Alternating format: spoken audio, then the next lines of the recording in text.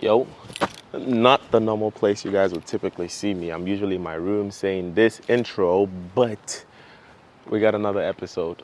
Yeah, I'm speaking to the owner of a mortgage company today. We're climbing our way up small, and this guy's a really, really cool guy. So you guys already know what I'm about to do. Go pick the producer. I'm about to go pick her up right now, and then we're driving over to the head office. And yeah, I can't wait for this episode. This one's gonna be dope. I'll catch you guys there. Peace out.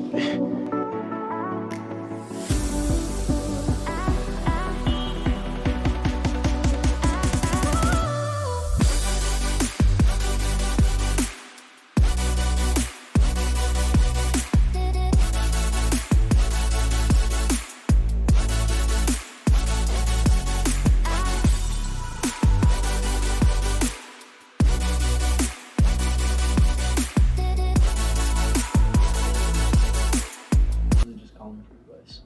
So I think treating them like human beings, as crazy as that sounds, it's hard to do that. Same thing with like celebrities, athletes. Right. It's like we kind of like put them on these pedestals. If you kind of remove that pedestal, it's really just a human You and yeah. connecting.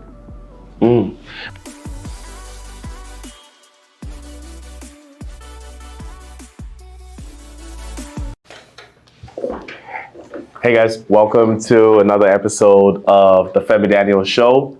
And on this episode, I'm with my friend Azeem, the co-founder of Greenlee Mortgage, amongst many other things that you do. So I'll let you introduce yourself to the people. Just give us a little background history about you, where you're from, and just so we get to know you a little bit more. Yeah, absolutely. So yeah, I'm the co-founder and CEO of Greenlee Mortgage. I have two other partners here, Austin and Jad. So this is our little office here. Backstory for me, I got into mortgages at 18, worked at a pretty large bank at 18 while I was in college, US Bank specifically.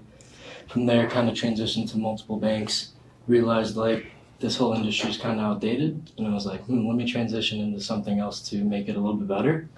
So I went into technology right after that. I went back to school, got my bachelor's degrees in computer science. From there, I then transitioned to another big lender, really took on more of an operational role, worked my way up to vice president. Wow. And then right after that, I worked for a hedge fund for about 3 months as a consultant doing product management. So they would buy companies, I would go in and basically redo the entire tech stack, replace the people that need to be replaced, rehire people and rebuild the company. And then right after that, Greenlee opened, and we've been here since then. So that's kind of the backstory. Yo, like the way you just said that made it sound like some easy stuff. How old are you now? I'm 25 now. 25.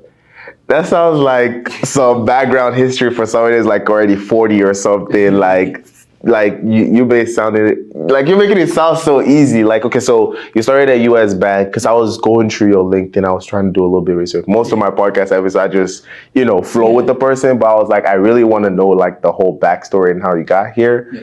But you started but I saw before that you were actually doing sales for AT&T. Yep. Yeah, so that's where you got started in. Did you go to school to like learn about sales or? No, actually AT&T was that starting point. When I was in school, I was doing economics, and I realized I was making a lot of money part-time. And I was like, wow, maybe sales is the way to go. I had some circumstances that forced me to work early. My mother was disabled, unfortunately, so that kind of accelerated the whole process. Okay. That's why it seems like it's a lot of stuff in a few years, but in that time frame for me, it's like I'm still digesting it. Wow. It's like I needed to do it. I needed to make sure she was okay. I needed to make sure she was taken care of. She has some pretty bad disabilities. So that required me to make a lot of money really early. So, man, are you the only kid? I have three. I have two sisters. So First child? Yeah. A Man. younger sister, older sister. Youngest sister, so you're right in the middle. Yep. Man. So did you guys all grow up here? Did you? Yeah. Or you so moved here? My mom moved here when she was 11. So she's been here since she was 11. But not necessarily in Cleveland. They came in Boston originally. Oh, okay. Moved to Cleveland because my grandfather had siblings here. I see. So we were settled in Cleveland, and then I was born in Cleveland also. So we're second generation.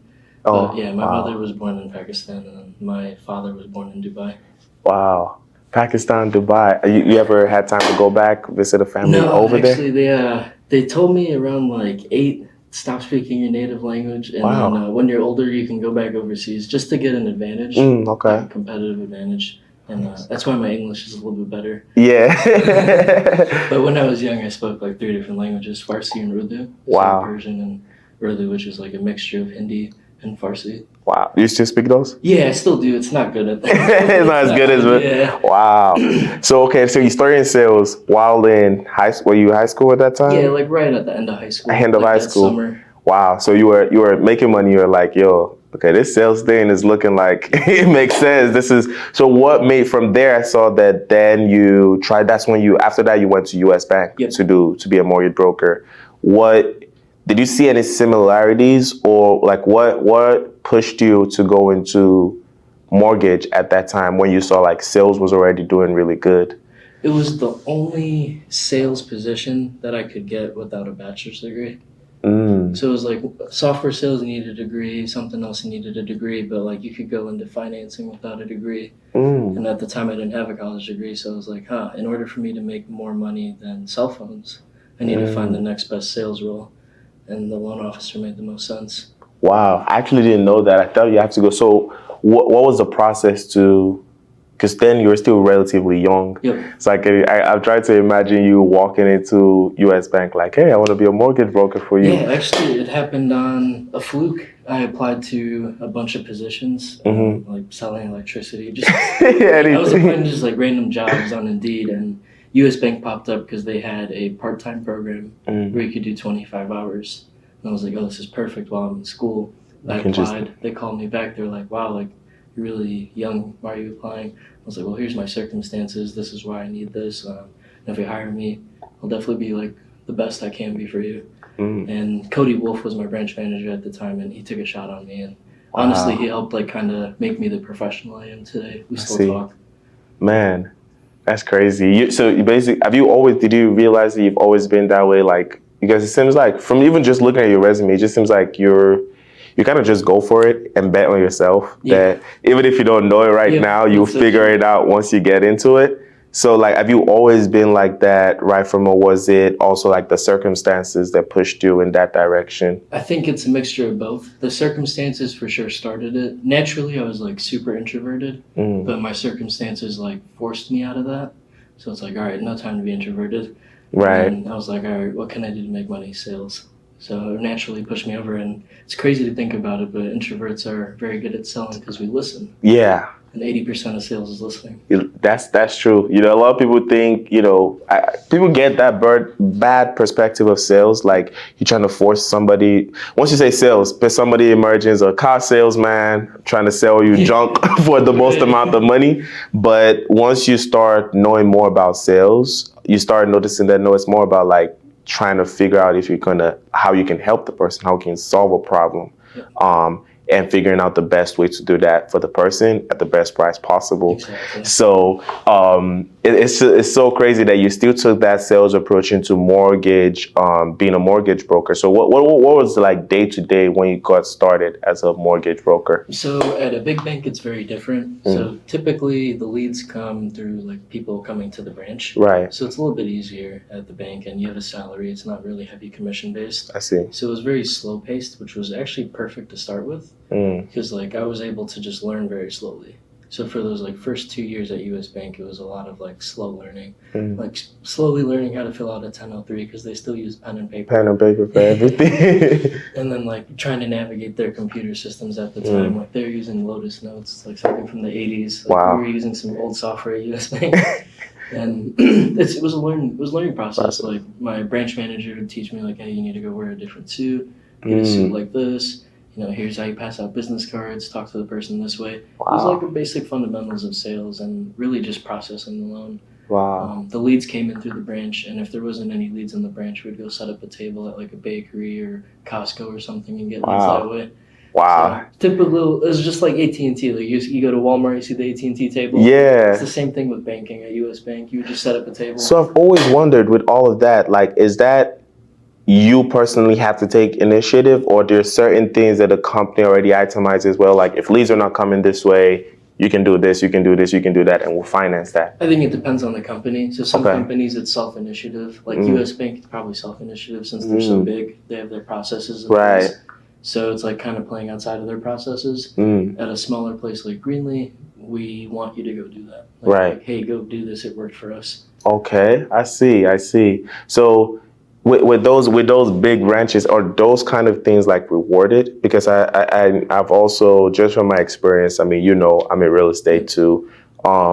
Sales is, you just kind of have to find ways that work for you. There are the ways that are very promoted, cold calling, SMS blast, all of that stuff. Also, actually, as a wing question to that, were those like common things back then that you could do to generate leads? Yeah, I mean, text messages weren't as prevalent. There wasn't as many softwares. Right. So you still text people and be like, hey, I'm Wow. reaching out to you, just copy paste.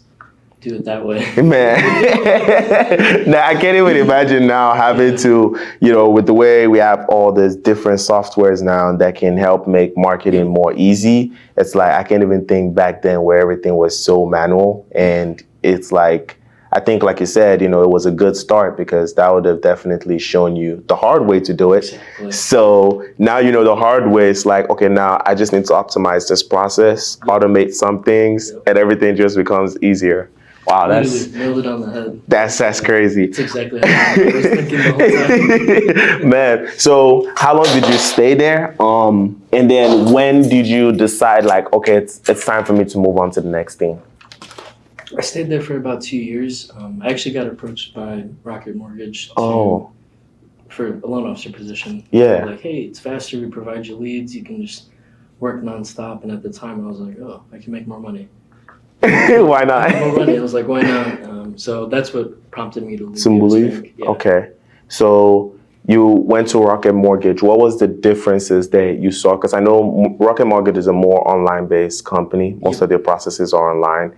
I have a bad experience with them. I'm not going to lie. I had a very bad experience with them. One of my flips that I was going to sell to one of my friends, that was the first loan company that we did. And for some stupid reason, they didn't want to approve the loan because of some issue with the HOA. Doesn't have anything to do with me or my house. Right. But they were like, because of that, we got stuck in their process for almost 2 months. Wow. And I'm paying almost $2,000 a month in holding costs. And I can't do anything. So what was it like transitioning from something like US Bank, big company, to Rocket Mortgage, big company, but a different model? Yeah. That's a great question. It's definitely two different models. I actually liked US Bank's model a little bit better. You had more work-life balance. Rocket Mortgage was straight like boiler room, like dial the phones 24/7. Not to talk badly about them, they're a good organization. Yeah. They figured out how to like churn out loans, and that's exactly what they do. They churn out loans. So it's like, hey, if this doesn't work, move on to the next one. So it's more of a volume-based business on their side of things, than a relationship-based. Where US Bank was very relationship-based, which I enjoyed more, especially being more of an introverted salesperson. Yeah. The relationship more. Definitely. Than me being like, hey, I don't care about you. Next person. Yeah. I'm introverted too. Yeah. It doesn't appear so to many people. Right. I'm sure even my producer behind here is like, you're not. But I'm very introverted in a way of, just a kind of like my business model, the way I prefer to do business, the way I prefer to relate with people. I can have a large friend circle, but there are very few that really know much about me or really hang out with me. So I still consider myself introverted. And cold calling and all of that stuff has always been a problem for me. I can't bring myself to do it for any reason. I've tried so much. So I've, most of my business processes, I've tried to change it now to be a very relationship-based stuff. Get to know me, get to vet me. I want you to vet me, make sure because when we start working together, I want to know more about your business and I want there to be trust because you're going to be sharing some things with me. I'm going to be sharing some things with you and all of that. So for you that's also introverted, how did you make sales work? What were those, and this would be a lesson for other introverted people, like what are those things that you applied as an introvert to still make sales work for you, both in big corporations and even down to AT&T? Like what? Yeah, I mean, honestly, listening to people, the more people talk, the more they give you, and the more you can work on that problem. So like at that beginning of the conversation, it's like, you're just trying to meet them, trying to get to know them. Right. And like if you're over talking, you're never going to get to know them. Versus where if you're just listening, getting to know them, and then you ask like the right questions based off what they're telling you, you're just peeling back layers of an onion. Then you really get to the root problem. Once you solve that, you have the sale.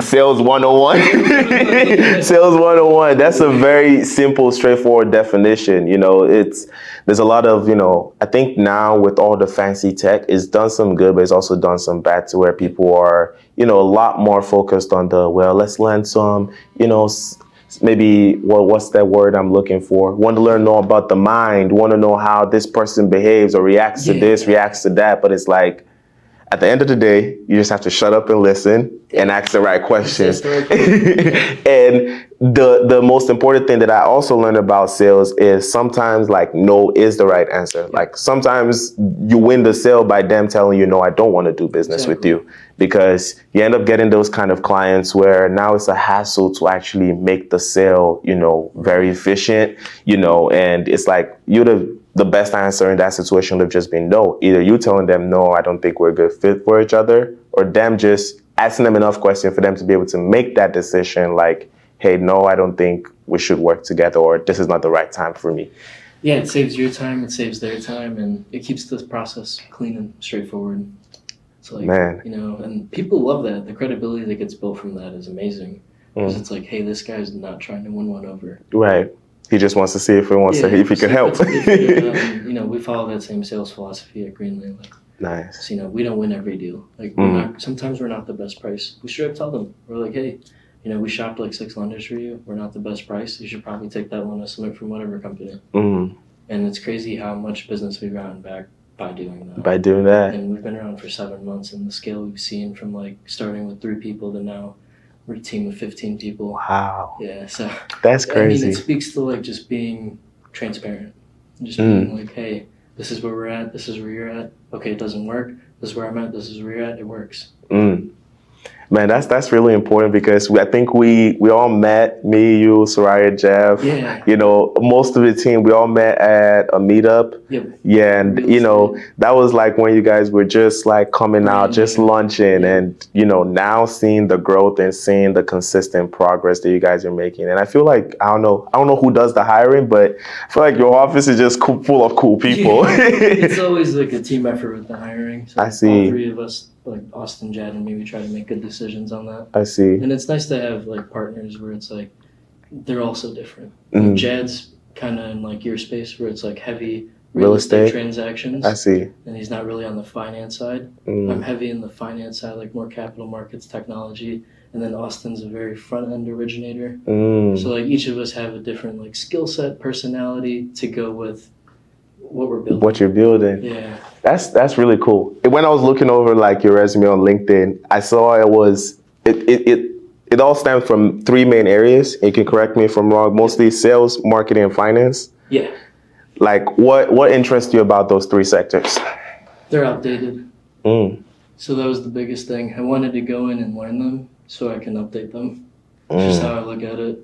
Everything in finance and sales is very outdated. We're using some tools, some things like that can be a little bit quicker, but in terms of core technologies, I think there's really just Salesforce. Yeah, that's true. So it's if I can go in and innovate that field, which at a previous position I did, and it's that company scaled up. It's insane to see that. I was let me try to recreate that. Man, before we even go further, how does your mom feel about this? Right now, just seeing the strides that you've made, coming from where you guys came from and all of those situations, you having to work so hard so early. Right.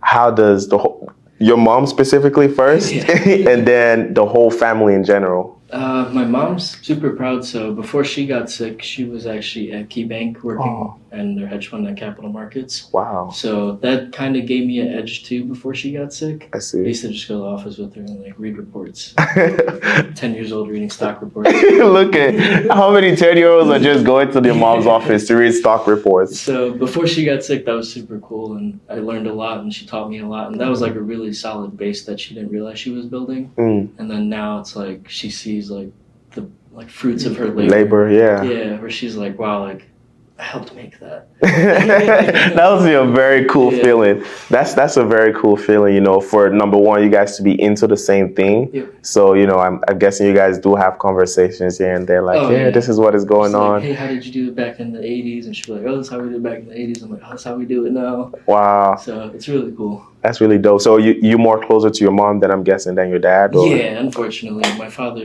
had to leave the country right around when I was 11. So my mom really raised me. I see. Yeah. Are your sisters still here in Yeah, US? I have a younger sister in Cleveland, and then my older sister is married in Austin. Oh, with my nice. niece and nephew. Are they all still in the same field, or what field are they? So my more? older sister works for Google, Oh, doing nice. some stuff on copywriting. Ah, So she's in Austin, Texas, doing that. She's been in Austin, Texas since '08. wow, And then my younger sister, she works at a local restaurant as a manager. nice. She's in Cleveland too, so That's cool. yeah, that's my family. They're super tight. And my grandparents too. Oh, They live nice. here too, so. Okay. Yeah, so everybody is still very relatively like around each other. Close by. Yeah. Yeah. Most of my aunts and uncles are like spread out. Like my Okay. family in like Seattle, DC, Texas, New Jersey. So like we have my mom has 7 sisters, so they're all Oh. spread out. I feel like that's the thing for most immigrants. We always have big Yeah. families. Yep. I feel like it's shrinking down. The more it start coming down to us, we're reducing. Oh, yeah, we're reducing. I don't know if I have 7 kids. I don't think so. 2, 3. 3, yeah. That's it. After that, that's enough for me. So I was actually wrote this down. Yeah. So after you did Quicken Loans, you went over to Platinum Folio Consulting Oh yeah, that was just the startup I had. that you made. Yeah. Tell me about that. What was the that goal was of that? The first taste of entrepreneurship. I did it while I was working full time, and it was just selling social media automations. Kind of like Zapier. Oh, okay. Before Zapier existed. Wow. We were just, me and my buddy Ahmad, we were high school buddies. He was really big in the crypto space. He actually got me into the crypto space. Oh, He's still like really big into it. He works for a cybersecurity firm now. nice. And like we've just been high school best friends. So he's been into crypto before all of this. He got in so early, and he got me in so early. Like we got into that like in 2014. Whoa. Yeah. Just help pay for our school. What the portfolio? What's it looking like? It's good. It's not as good as it used to be because of the downturn. Yeah, It's doing good. definitely good than most average people that just like Yeah, me that got it's in definitely just last year. Well, it was all the way high, but that's another story for another day. But no, I mean, so yeah, you started the startup. Yeah, so we started that startup. That was like our first taste. It was a web service business. We Okay. only did a few sales. Like we did a few thousand in sales, and we ended up just closing it, Closing selling it. off. And it was cool. It was a good taste. We both ended up choosing school. over So, that. Yeah, we started doing that. We're doing crypto. We're like, we'll keep doing the crypto, but probably gonna go back to school. So we just closed down the business and sold whatever we had left in it to other see. businesses. I see. How much do you guys sell a business for? If you don't mind me Oh, asking. not much. Like a few grand. Man, but I mean, at that point, I think, it's still relatively good experience, Yeah. to just have that process of being able to start a company and sell it. Yeah. I didn't even know you could sell companies till like, I'll say late last 2 years. I'm like, oh wait, I can actually like start up something. And, Yeah. Once I start seeing my mind shift to something else, as long as I build something really good, I can just exit and sell no matter the size of the company. Yeah. So it's good that you guys already had that experience in there. So your friend, like can you remember what got you guys into crypto at that time? I think it was just because we were both naturally gamers. Mm. Like we were both programmers and gamers at the time in high school. Like we loved video games and we loved programming. I see. And it was like, oh, what's crypto? Just kind of popped up on like a forum. Oh. And we're like, oh, we should look into that. And then he really looked into it. And he's still super active in it. I'm still super active in it. Yeah. We're both big fans of the technology. Definitely. On our meetup, this guy and Jeff just left us Yeah. and went into their own world talking about crypto, which is really cool. I definitely want us to talk about that a little bit. So you did that for a little bit, but then I saw you had an interview with this one lady, and you guys were speaking about digital adoption consultants Yep. for cross-country mortgage. Yep. And for those of you that are watching it and maybe know Azeem through social media and think like Greenlee is like his first experience with like mortgage industry and finance, no, it runs deep. I'll say close to almost like what, 8-10 years experience? Yeah, roughly right there. So yeah, it runs really deep. So you're talking to a professional when you're dealing with Greenlee Mortgage. Okay, so you talk about digital adoption consultant, but actually before cross country mortgage, I noticed you had a little back into the tech side. Yeah. With T-Mobile. T-Mobile. Yep. Yeah. So what was? That was just my first shot out of college, like getting a tech job. Oh, I see. Oh man, I need to get something on my resume. That relates to tech. Yeah, literally. So I ended up working for them. They have an independence office. Okay. It's like a corporate office. So it was a good experience. Would I do it again? Probably not. But so you were mostly self-taught in tech? Yeah, mostly. I still went to school for it, but prior to that, I was. You're already doing By the time I went to school, it was just like getting a badge. Just a badge certification, like, because then it was more so you need to finish your bachelor's and all of that versus now. Exactly. Okay. And the bachelor's really just opened up like management positions for me. I see. Prior to that, I was still working in fields, doing pretty good, but I wasn't ever getting into management. Because I want to see that bachelor. Yep. If it was like right now, would you still have gone to school? Probably not. Probably not? Yeah. So what would you consider yourself? Because I feel like you're okay with the professional space of things too, but you're also an entrepreneur. So like, are you like a hybrid of both? Yeah, it's actually something I always talk about. Like when me and Jed first met, he was like the super entrepreneur. He's just always been an entrepreneur. And I was like really corporate-y. I was like really in corporate America. I knew how to navigate it well. It's like I was kind of like bred for it almost. And then when he met me, it kind of like ripped me out of that. I was like, wait, why are you making so much money for that guy? Well, you can like make just it take a shot for yourself. So honestly, I was lucky to have like business partners like that kind of shifted my thinking. Because I would say up until Greenlee, I was I'm just gonna climb the corporate ladder. I'll get to the C-suite eventually.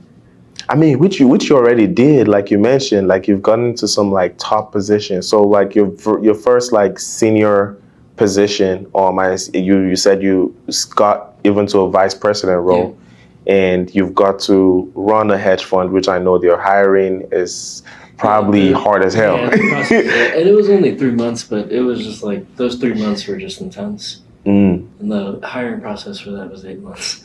Man. Yeah, I was gonna stay at the hedge fund until Greenlee opened, and then Greenlee opened, and I left after 3 months. Man, okay, so let's start from the first senior role you got. Which company was that? Like straight management? Yeah. Cross country. Cross country? Yeah. So did you get into cross country being a senior position already? Yeah. Okay. Yeah. So what were they looking for? Like what were they?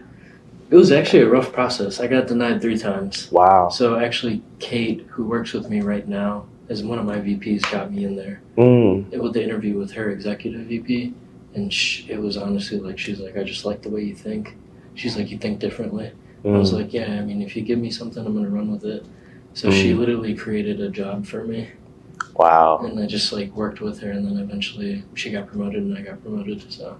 Wow. Yeah, it was we were a small team of just 3 people, and we were like operations and strategic initiatives. So we worked on anything that would affect the entire operation and tie it into like strategy, which would be like IT strategy, marketing strategy, whatever strategy needed to be adopted. We would project manage the whole thing. Wow. So we would be like the liaison between like the closing department, capital markets, IT, marketing. It literally taught me how to run a mortgage company. Wow, man, how do you go about doing that? Because that's something that, I don't know, I find it hard to really build those important relationships. I have like good relationships here and there, but it seems like you really know your way around like leveraging those relationships into good positions for yourself. And, you know, like you said, like in most situations, even if the role is not created, you then get told a company created a role just for you. Like what tips will you give around that for people out there that, you know, are trying to go about doing that? I think it's mastering a skill set. So like if you can prove that like, hey, I've built this before, I've done this before, like I'm not just coming to you to learn something.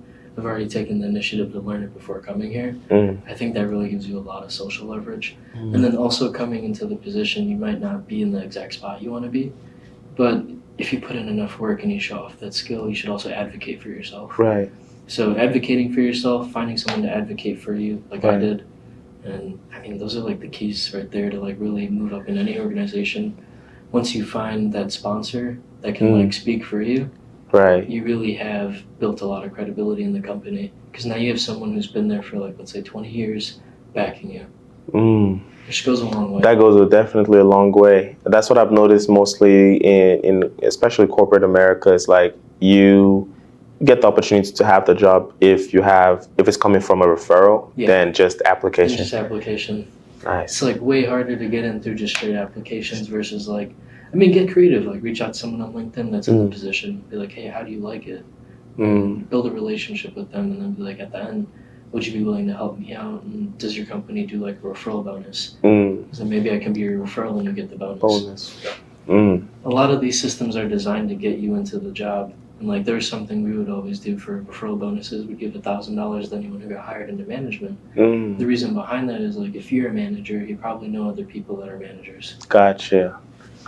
That's smart. That's smart. I see where you strategically think about different stuff. Where would you say you got the most experience in like just running a company? Because it seems like you guys are a pack of like, okay, there's somebody who is the entrepreneurial side. So, maybe probably bringing up the risk ideas and, hey, why about we try this, throwing out the ideas, and you have the corporate around. So you know how to build, I'm guessing, the system around that.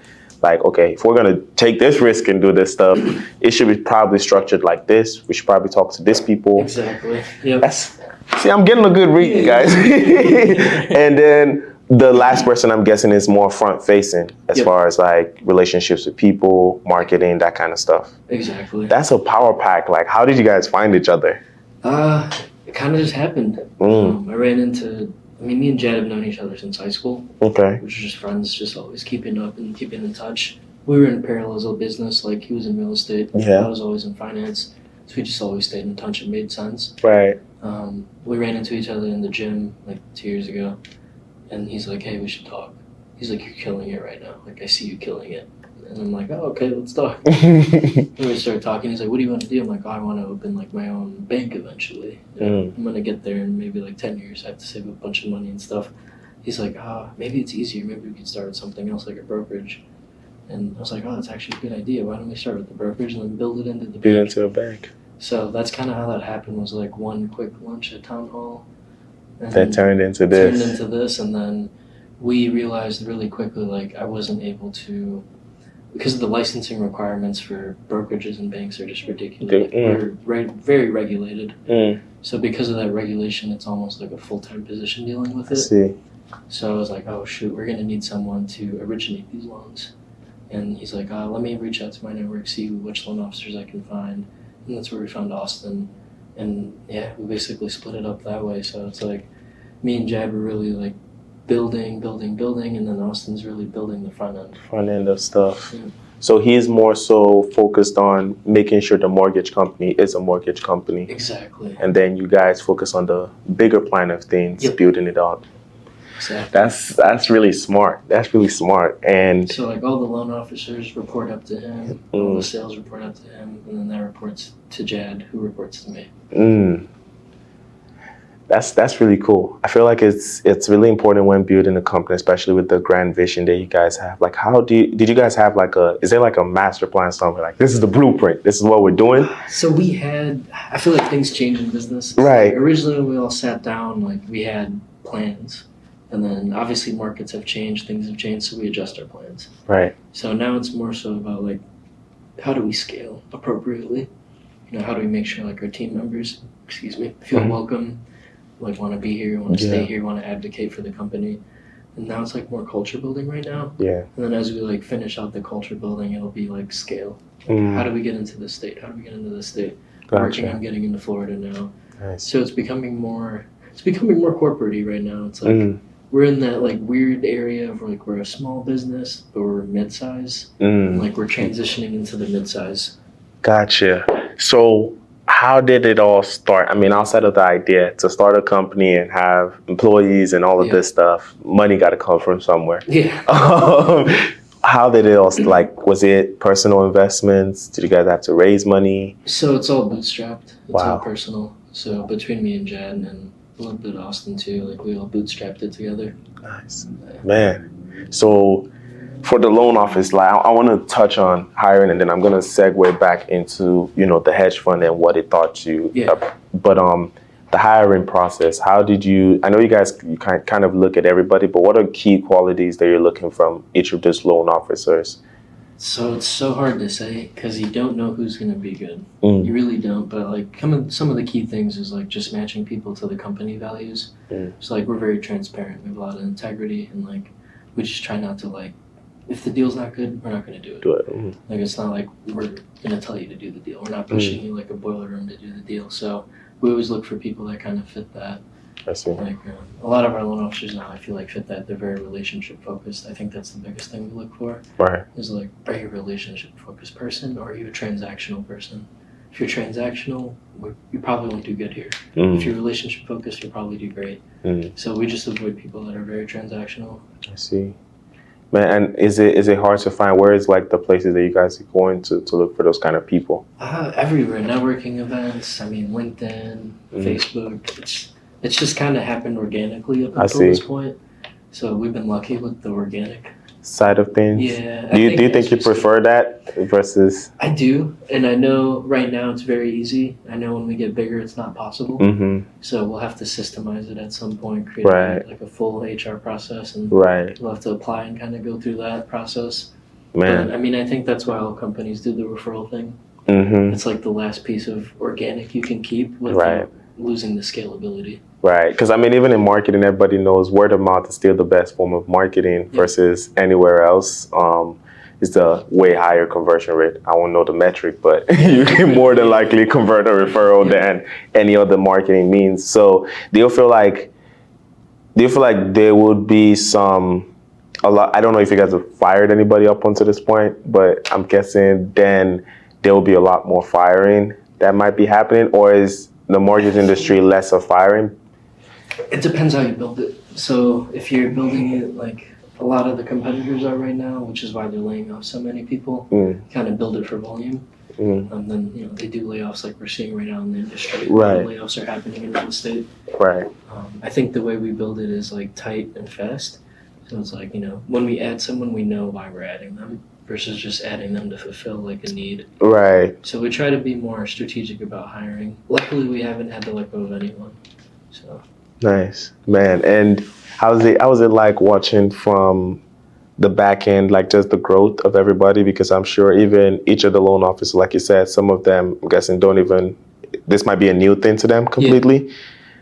How has it been like? Like, what was the training process like, being able to train them like, yo? In the beginning, it was tough because we were creating those processes. Right. So it's like, hey, be patient with us. We're still making it. So I give credit to all of like our original hires. Like they were tough. They toughed it out. Yeah. And then like they were kind of like the blueprint for the hires after that. Like, once we figured out, hey, this doesn't work. Next person we hire, let's try this process. How was the hiring process? First of all, you say it was a long. Yeah, the hiring process for the hedge fund was long.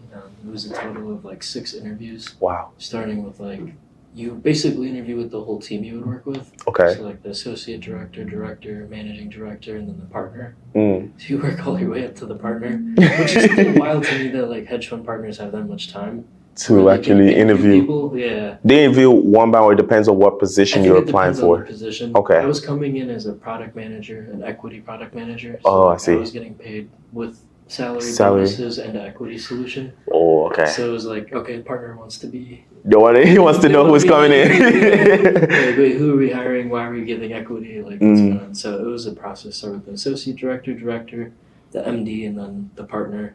And I'm guessing it gets tougher the more the higher it goes. I mean, the questions they would ask were like, it was just ridiculous. It was like a circle. It was like running in circles. Like, you answer one question with one person, that person like would take notes on you, send it to the next person, throw you off guard, try to see if you'd remember your story. Wow. So you can't lie. You can't lie or sell them.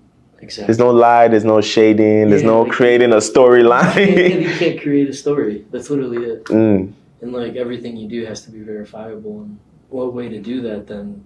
Literally vet you through 6 people and play telephone. Like, hey, you said this October 6th. Now it's March 31st. And that's our next interview. We're going to talk about October 6th. You better remember October 6th. Man, I can imagine them having so many experiences of people that just come up with BS. Finesse, yeah, literally. Man. I mean, it's natural. I feel like in the hiring process, people are just trying to get in. Yeah. Hedge funds are the one place that they just, I mean, anything Wall Street, I feel like. Yeah. You just can't do that. Man. They're too smart. Yeah, they're weird. They thought 5 steps ahead of you. They all go to Ivy League schools. Yeah. They're just intelligent people.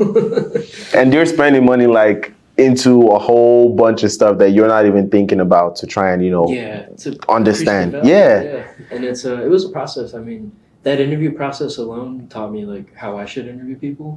So that was an amazing experience. And then working on the projects for the 3 months I did before leaving and going full time into Greenlee. It was amazing. Like I worked on huge bank projects, acquisitions, like mergers, and like, that's crazy. Just taking a company that the partner purchases and going in and then being like, oh, like fire this many people, hire this many people, redo the HR, rebuild the tech stack, take the technology from here and put it into this company. Whoa. Yeah. How was it like seeing that kind of stuff back from the back end? It's insane how big it is. It's just insane how big that market is. Yeah. It just like it blew my mind. It's like I always thought like millions of dollars was like $10 million is a lot of money. Man, $10 million to these guys is like $10. Damn. That's insane. And I was working remotely. This time was in New York. And it was like it's just the lifestyle. I had to go there for like 3 days, and it was like the craziest experience. Wow. Yeah, it was a great experience. In those 3 months, I felt like I learned like entrepreneurship from them. Because at the end of the day, like they're corporate employees, but it's like corporate employees that probably could have been entrepreneurs, but they got them into their ecosystem real fast before it clicked for them. I think everyone at a hedge fund or an investment bank could be an entrepreneur. But like those systems make it so easy to make millions of dollars. It's like, why would you leave? That's true because they're very like generous with their pay, especially if you bring insane value to the company. 100%. And they recognize that. They don't like, if you bring an idea, it's not like, good job. It's like, here's equity.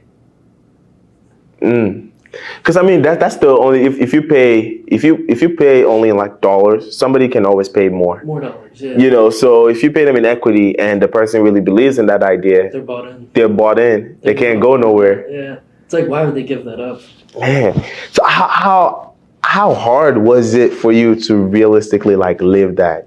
It was tough. It's long hours. It's like really long hours. Man.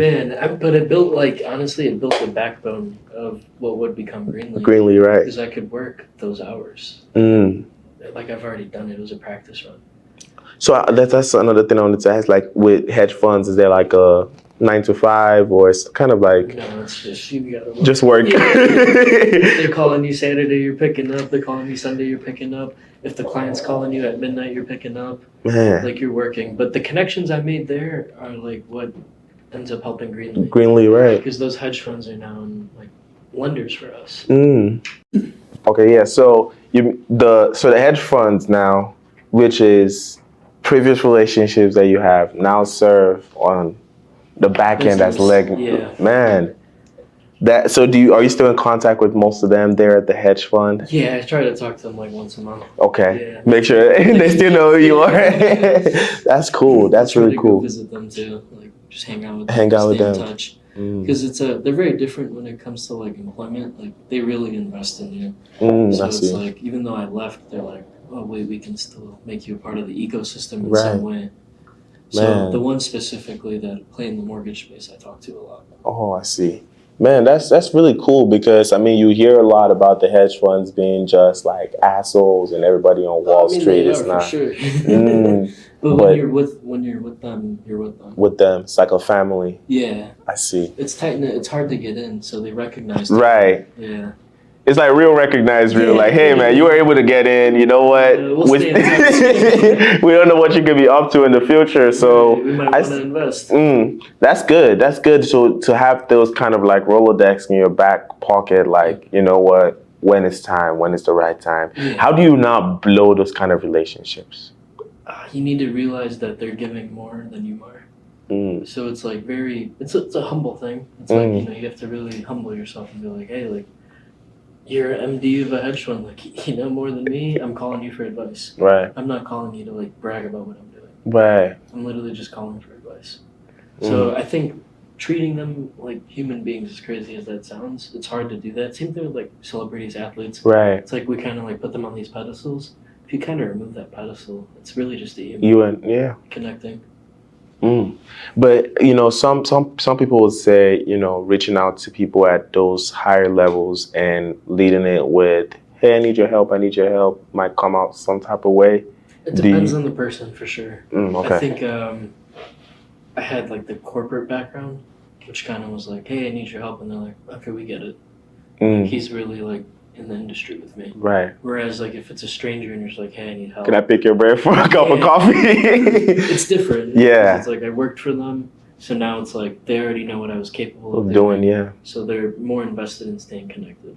But I'm sure if I didn't work for them, I would never be able to talk to them. Yeah, I mean, how would you even start by going to get their contact? Yeah. So boom, 3 months only in that space. Greenlee. Went into Greenlee. Was Greenlee already an idea prior to starting there? Yeah. Okay. Greenlee was already being created. We were just dealing with the regulations. I see. So as we were getting all the regulatory stuff approved, lenders approved, I was still working. So it wasn't a full-time thing when we were in the approval process. I see.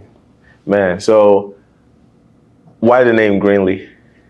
So me and Jad specifically sat in his office, B2B Realty, his office there, and we were like, what are we gonna call this? So we literally opened up like a website, it's like an AI generator, just like typing in core values like relationships, stuff like what colors invoke like finance. Green was the thing, like money's green. Right. This is green. Like nice neighborhoods are green. Green, yeah. So it was easy to brand off of like, okay, we're Greenlee. We're here to build greener futures. You know, we're here to like renovate whole cities. Man. Because at the end of the day, when you move someone from a zip code to another zip code, you're changing their life. You're changing their life for sure. The lifestyle they get to live, you know, the places they get to visit, their school system for the kids. Yeah.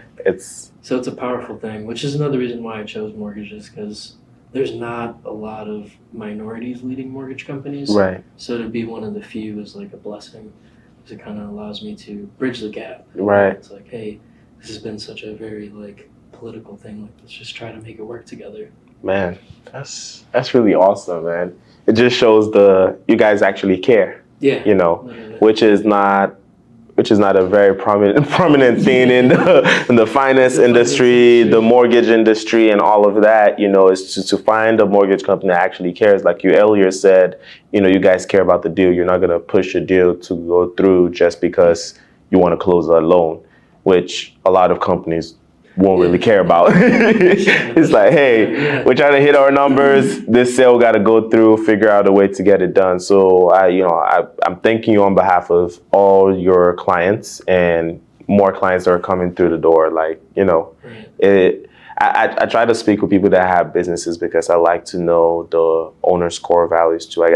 Because if I'm ever going to put it on my platform, or if I'm ever going to start selecting the people that I want to work with long term, I have to know if it aligns, you know, because 100%. If I'm going to refer anybody to it, I want to be able to put my foot down and be like, no, I really stand behind these people. I know what they're doing in there, and it's going to work for you, you know, versus just, hey, they pay me an affiliate fee on the back end. Just go ahead and apply over there. So that's really cool. So now I want you to give people just I'm sure maybe some things are confidential, but like give people an idea of what's to come for Greenlee, and a little bit more emphasis on the tech side that is really coming. Yeah, I mean, we'll get there. Right now, the biggest part is the front end. Right. The tech side, we're going to be exploring like crypto-backed mortgages, so allowing for that space to be lendable, and then also taking it to like maybe a full lending institution. Nice. So it's where we're less of a brokerage and we're more internal. So those are like the two big things without giving it away too much. Man. And a whole lot of automation. We're really big on automation. Automation. That's true. For me, I figure out that like, you know, I would hire a software where necessary, before putting a human to, because if somebody comes to work, I don't want to fire you down the line because I feel like, we didn't do the right hiring process or anything. So if that process can be done by a software, I'll do that first, and then I'll see where I can put either I then bring a human to manage that software. Yeah. Versus just hiring a bunch of humans everywhere. It's like, we have like 50 people in this office, but like everything, right? It's like everybody can be doing that. That one software can do half of this people's jobs, and it's like, it's not the best use of time, both for me and for you too. It's not the best use of your life because you could find time doing greater things. So I think that's really cool. What would you say for people that are kind of in that stage where you were at 18, trying to figure out like, what's this career going to be like? And then also because a bunch of people that, follow me on IG or also in the professional space, I really, really love your story of how you kind of crafted your own path and your own career path. What is that advice for people that are in that situation? Yeah, be open to learning. Find as many mentors as you can. Like each job that I held, I had a mentor. If it was my manager or someone in the company that was higher up, I would just ask, hey, like mentor me. I would just go find them. But that's like the biggest thing, I think. Like find a mentor, someone to advocate for you. Right. Because especially when you're starting out, like you don't have the credibility to stand on yet. You're building that credibility. Right. So while you're building that, it's nice to have borrowed credibility. It's nice to have someone in senior management or someone who's like your direct boss, just like allowing you to grow. Right. So really finding that relationships are key. Man. It's gonna change. It changes the game when you figure that part out. Like it becomes so reciprocal. Like, hey boss, like mentor me. And the reason why you should mentor me is because my production will go up 100%. Right. If we spend one Friday together and you just teach me about what you did. That's true. So it's like you're giving something, they're giving something. What they're giving isn't necessarily a tangible. Right. What they're getting back is a tangible, be it like they're hitting their goals, their metrics. Exactly. And then they hit their bonuses and stuff. Right. It's like it's a win-win without taking too much time for your boss. And it's like, hey, it's just rewarding your company. The company overall is going to do better if I'm doing great as an employee, and vice versa. If I'm doing great as an employee, if the company is doing well, everybody gets paid. So you get paid more in your bonuses and everything. What do you think about the current climate of silent quitting from a bunch of people? Yeah, I think it comes down to management just not caring. I mean, that's what it is. It's like we've had so many years of like bureaucracy, like red tape in organizations.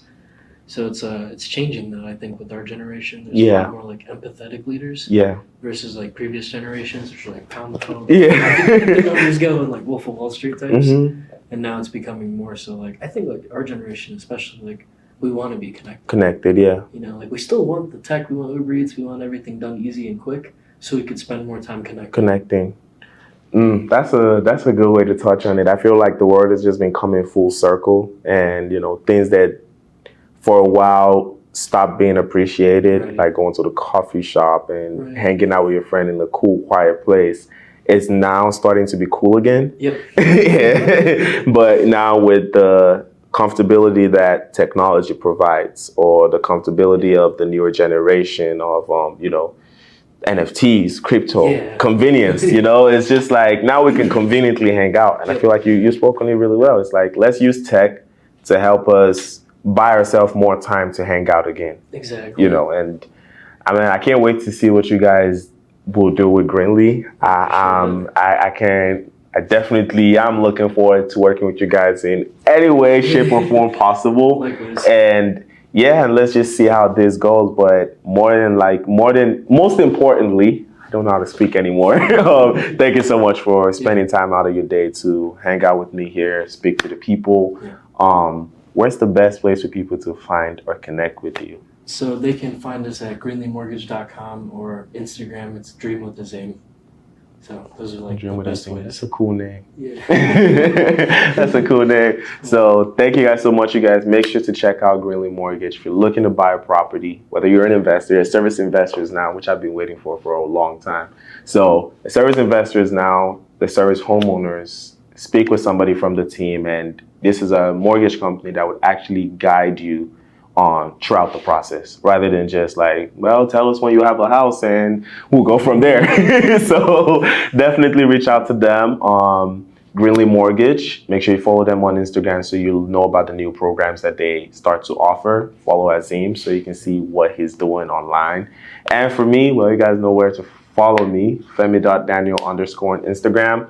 Follow my YouTube, Femi Daniel. I'll be covering way cooler stuff. We're definitely going to come back when everybody's in the office during the meetings. I just want to see what it feels like.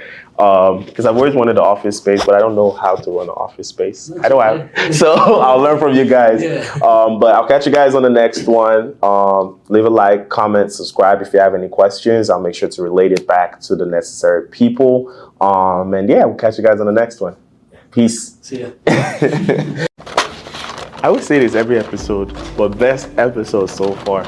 I feel like that was a really, really, really, really dope one. What you think? Yeah. From you, from behind the conversation. Yeah. It was like natural. Yeah. Don't you think I'm improving though in my question? I actually want to know, guys. You guys should rate. If you haven't watched any of the previous episodes, just go back a little bit and just watch it. I actually want to know how I'm doing as a, what do they call it, interviewer? Yeah, as an interviewer, I think my questions, my flow has been improving. Right. So yeah, that's just really cool. But this episode is also cool because I have the answers to another question. So OK Capital is becoming more and more of a reality. And I think that's the dopest part of this. It's like every episode that I decide, what are you recording?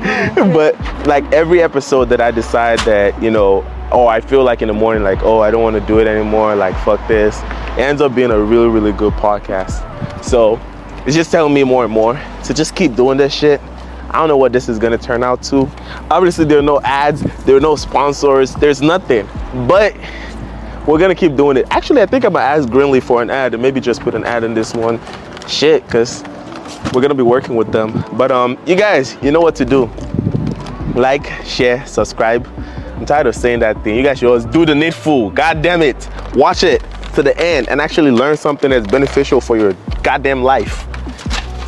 But we're about to go to Foes and go eat.